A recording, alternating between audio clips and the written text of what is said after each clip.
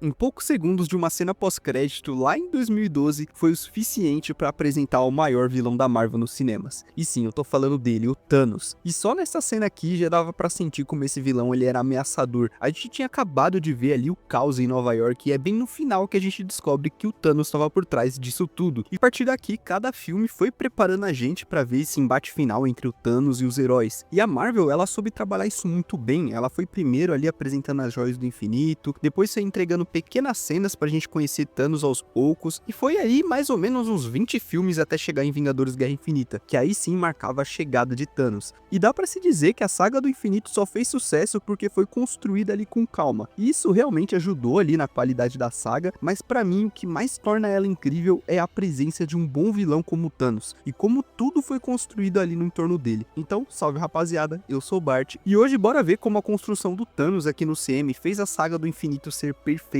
Então se você gosta desse papo aí sobre o CM, já deixa o seu like e se inscreve aí para não perder os próximos vídeos.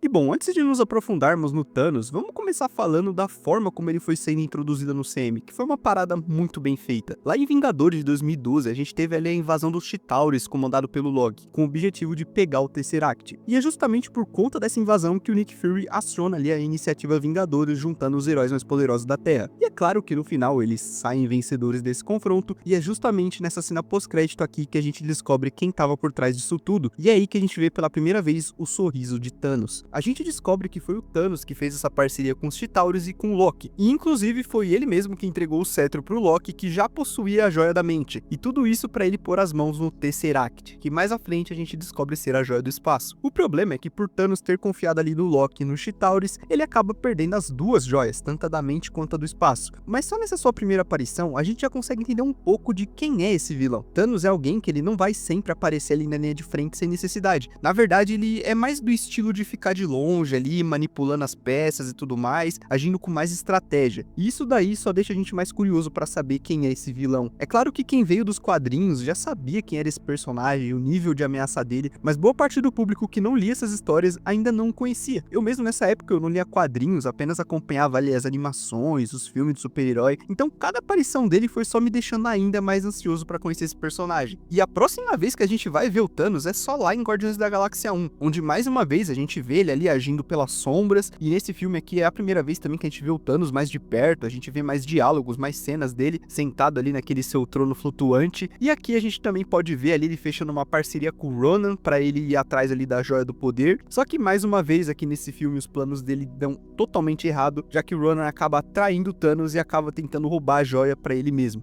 E tipo, uma parada que a gente sabe é que o Thanos é muito poderoso sem a manopla, ele é muito forte, como a gente pode ver ali em Ultimato, então talvez aí surja uma dúvida, né? Pô, por que o Thanos não foi pessoalmente atrás dessas joias logo de cara? E olha, a gente pode interpretar algumas coisas, a gente pode imaginar aí que isso tem muito a ver com a forma como ele age. No caso de Vingadores de 2012, o Thanos ele pode ter usado aí essa invasão dos Chitauris e o ataque do Loki muito como um teste, já que ele queria ali observar a Terra para ver quem eram os heróis que estavam por lá, assim ele entenderia o nível de ameaça, já que vale lembrar que até aquele momento Thanos só tinha a Joia da Mente, então se ele fosse atacar um planeta sozinho, ele poderia acabar chamando a atenção de forças bem maiores, além também de enfrentar heróis que ele ainda não conhecia. Por isso Thanos aí preferiu observar e testar os seus adversários à distância, confiando que Loki e os Chitauris seriam o suficiente para dar conta do recado. Já em Guardiões da Galáxia, a lógica é bem parecida também, já que Thanos fez essa parceria com Ronan, um dos guerreiros mais fortes aí do Império Kree, e acreditava que ele já seria o suficiente para conquistar a Joia do Poder. Então esse detalhe acaba mostrando também uma certa arrogância de Thanos, já que ele subestimava demais os inimigos e confiava demais nessas alianças aí que ele fazia, e foram justamente esses fracassos dele que acabou moldando a própria trajetória de Thanos, tanto que é lá em Vingadores a Era de Ultron que a gente vê ele surgindo com essa famosa frase: Certo.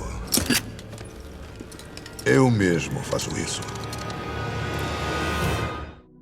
E isso aqui só mostra que a partir de agora a gente vai ver o Thanos caçando essas joias do infinito com as próprias mãos. É claro que a gente sabe que por trás disso também tinha uma decisão comercial ali pela Marvel de segurar o vilão para um grande final, mas dentro da história isso também funciona muito bem, porque mesmo com pouquíssimo tempo de tela antes de Guerra Infinita, a gente já entendia quem era Thanos, já que ele passava esse ar de ser mais estrategista, calculista e extremamente perigoso, tanto que ele ia fazer qualquer coisa para alcançar seu objetivo. E isso na verdade é bem parecido também com a versão dele dos quadrinhos. A diferença é que lá o Thanos vai pessoalmente atrás das joias do infinito logo de cara, mas em diversos momentos a gente vê ele agindo com estratégia para conseguir cada uma das joias. O Thanos tem até uma ordem certa para pegar cada uma delas, já que cada uma é crucial para ir conseguindo as próximas. Então, por mais que temos algumas diferenças, que mais à frente eu irei me aprofundar um pouco mais, essa parte estrategista do personagem foi mantida aqui no CM. E outro ponto que também foi mantido é o seu objetivo de apagar metade da vida do universo. E é claro que para isso, ele precisaria de algo que tornasse possível transformar ele em um deus. E é aí que entram as joias do infinito.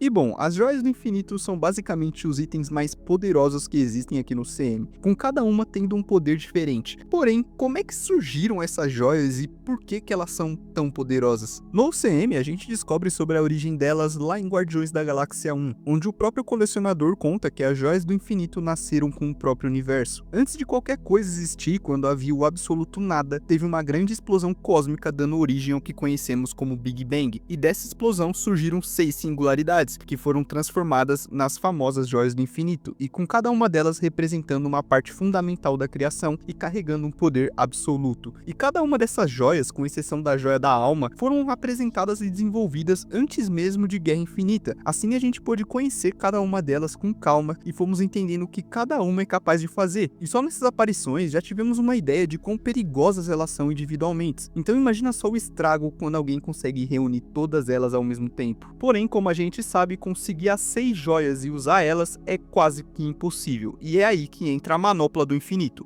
Manopla é de extrema importância para o Thanos conseguir canalizar melhor o poder das joias e usar o poder das 6 ali ao mesmo tempo, dando a liberdade dele fazer o que ele quiser. Aqui no CM, a manopla foi feita pelos anões de Nidavellir a pedido do próprio Thanos para que ela pudesse abrigar o poder de todas as joias, e após os anões ter terminado ali de construir, Thanos mata todo mundo, deixando apenas o Eitri vivo sem as suas mãos. E vale lembrar que não é qualquer um que pode usar a manopla, o usuário ele tem que possuir um nível de força mental e física muito alto para poder suportar o uso das joias, e talvez pode até ser por isso que a gente vê o Thanos sempre fechando os punhos para poder usar o poder de cada joia, para ele conseguir canalizar melhor ali o poder delas. Então agora que a gente já passou pelas joias e entendeu por que o Thanos precisava da manopla, chegou a hora de falar sobre o que ele realmente queria fazer com todo esse poder. E bom, tudo isso para poder apagar metade do universo. Nos quadrinhos esse também é o objetivo dele, mas lá ele faz mais isso para agradar a morte. Mas no CM foi diferente, tiraram a morte ali da jogada e deram motivações reais pro Thanos. Motivações que fazem a gente até pensar, pô mano, será que ele não tá certo ali dado o contexto daquele universo? E é isso que nos leva para Vingadores Guerra Infinita, onde o verdadeiro protagonista não são os heróis, mas sim o próprio Thanos.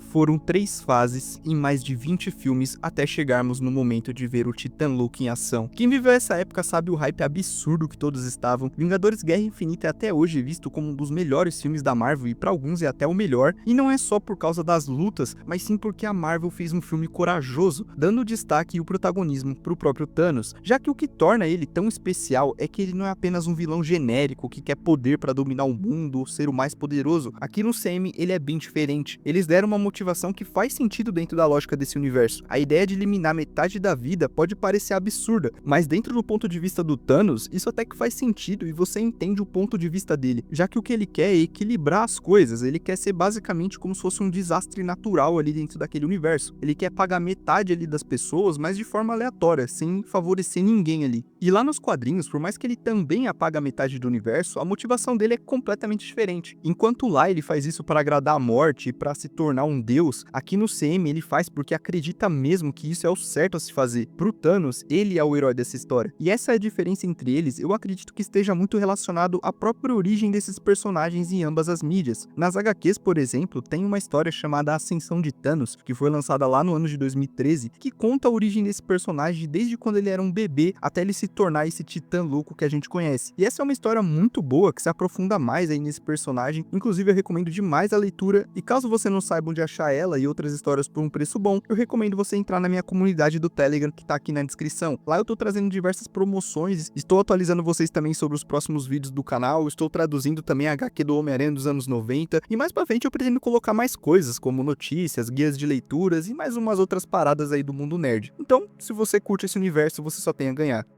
Mas voltando aqui pra história, aqui a gente vê o Thanos se tornando o psicopata que ele é ali nos quadrinhos. E tudo isso só acontece pela influência da própria morte, que acompanha o Thanos desde a sua infância. Ela vai manipulando ele aos poucos, desde criança até ele se tornar esse assassino sangue frio. Só pra vocês terem uma ideia, o Thanos teve uma infância bem tranquila, ele se dava bem com todo mundo, era considerado um dos mais inteligentes ali do planeta. Ele até mesmo não gostava muito ali de ver sangue ou cadáveres, e lá na Lua Titã, que era onde ele morava, era um lugar tão pacífico que a população passou séculos sem saber o que era um assassinato. Então Thanos teve uma vida bem tranquila, e tudo só começou a mudar com as manipulações que a morte foi fazendo com ele. Acontece que aqui nos quadrinhos, uma das coisas que mais motiva o personagem dele é o seu amor pela morte, e essa história mostra como esse amor foi sendo criado desde a infância dele. Thanos mata tudo e todos para poder agradar a morte. Ele até mesmo chega a matar o seu próprio povo e destruir o seu próprio planeta. E conhecendo mais sobre o passado do Thanos, a gente entende melhor as motivações dele lá em Desafio Infinito, que é a história que foi usada ali de inspiração para a saga do infinito do CM. Lá ele quer se tornar um deus, mas é para que ele possa se sentir digno de estar ao lado da entidade morte, e apagar ali metade do universo foi apenas para poder agradar ela.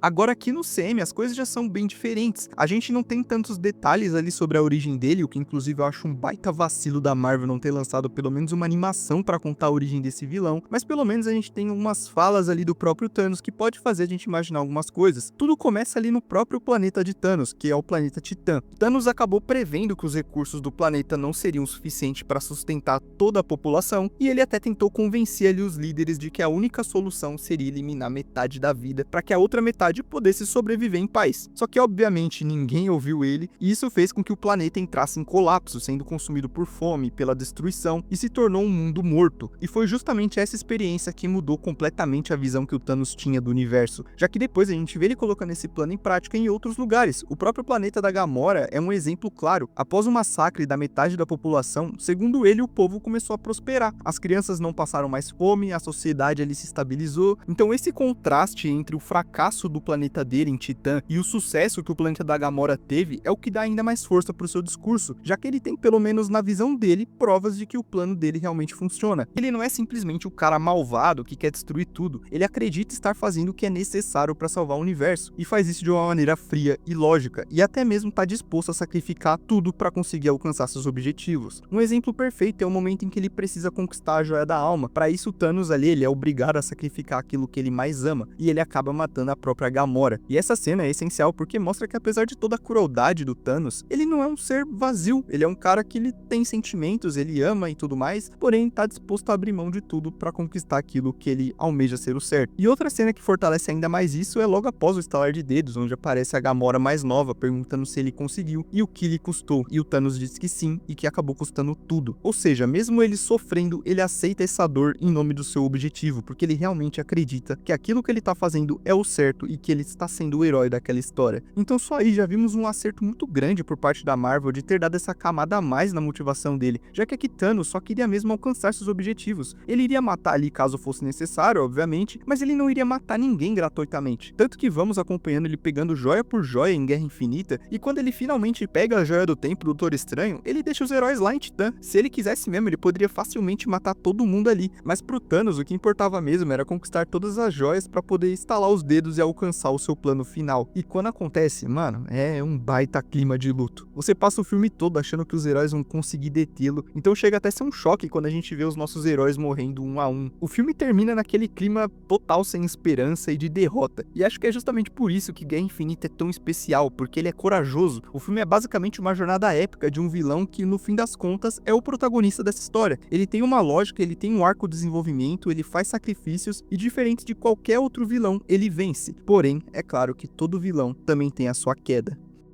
Depois do estalar de dedos, Thanos cumpre exatamente aquilo que ele prometeu. Ele não se torna o imperador do universo e nem quer ser adorado como um deus. Na verdade, é muito pelo contrário. Ele destrói as joias do infinito para que seu plano não pudesse mais ser desfeito e vai para um planeta distante, onde ele passa seus últimos dias vivendo tranquilamente de uma forma bem simples e solitária. Ele inclusive até parece que está mais enfraquecido, talvez por conta ali do uso excessivo da manopla, mas mesmo assim existe uma certa tranquilidade nele. E quando os Vingadores acabam encontrando Thanos ali nesse estado, ele não luta, não tenta escapar, nem nada disso, ele apenas aceita sua morte, já que naquele momento Thanos já não tinha mais nada a perder, é um encerramento amargo, mas que reforça como esse personagem é diferente de qualquer outro vilão da Marvel. Até no momento da morte, ele permanece fiel ali à sua visão, convicto de que cumpriu ali sua missão. E se a gente for parar pra pensar, o Thanos realmente venceu. Quando o Thor mata ele no início do Ultimato, já era tarde demais, o universo já estava equilibrado como ele gostaria, só que no entanto, a ameaça do Titã Louco ainda não havia terminado, já que veremos os Vingadores voltando no tempo para reunir as joias e desfazer esse estalar de dedos, e a versão mais jovem do Thanos acaba descobrindo os planos deles. E inclusive essa versão ela se mostra bem diferente daquele Thanos que a gente estava acompanhando em Guerra Infinita, ele se mostra alguém bem mais brutal, sem aquela visão mais neutra que o anterior tinha, e tudo isso pode ser porque aquele Thanos ainda não havia passado pelas mesmas experiências que sua versão do futuro, e talvez seja por isso que vemos ele como uma versão mais radical ali do personagem, já que aqui ele desiste de apenas apagar metade da vida e decide que quer reconstruir todo o universo do zero, moldando a sua própria imagem. E esse embate final só nos mostra a verdadeira ameaça que ele representa, já que mesmo ele sem ter nenhuma das joias, o Thanos quase derrota os maiores heróis ali do CM, enfrentando Thor, Capitão América, Homem de Ferro, tudo ao mesmo tempo, e mesmo assim ele não se rende, e quando mais uma vez ele acha que vai vencer, ele acaba sendo derrotado pelo herói que começou todo esse universo. A saga do infinito ela foi construída para chegar aqui nesse ponto, desde o primeiro filme dos Vingadores, onde ele aparece pela primeira vez lá em uma cena pós-créditos, até a batalha final aqui em Ultimato. Cada peça parece que foi cuidadosamente colocada para que Thanos fosse não apenas um vilão, mas o ponto central de toda essa história. Os heróis ele têm seus próprios arcos, suas perdas e vitórias, mas no fim todos estavam caminhando para o mesmo destino, que era confrontar o Thanos. E a queda dele aqui em Ultimato simboliza mais do que a derrota de um inimigo poderoso, mas também mostra o encerramento de um ciclo que levou mais de 10 anos para ser construído. Ele começa como uma sombra, vai ganhando forma em pequenas aparições, até finalmente se tornar o protagonista em Guerra Infinita e o antagonista definitivo em Ultimato.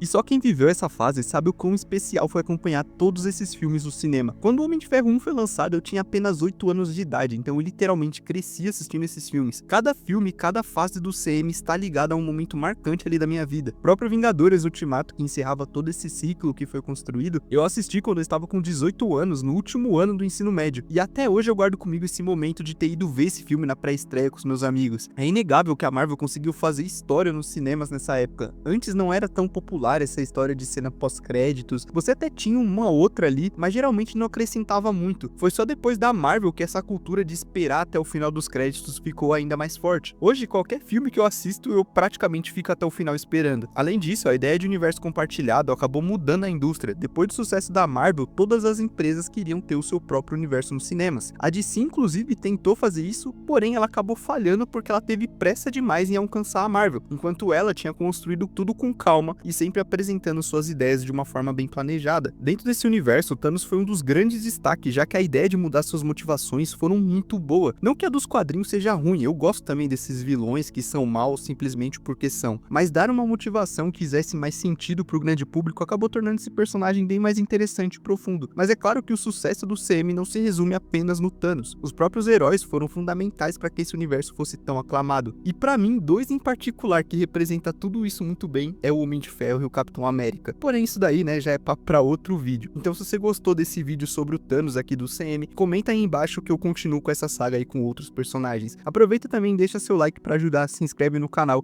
Obrigado por ver o vídeo até aqui e tamo junto, rapaziada.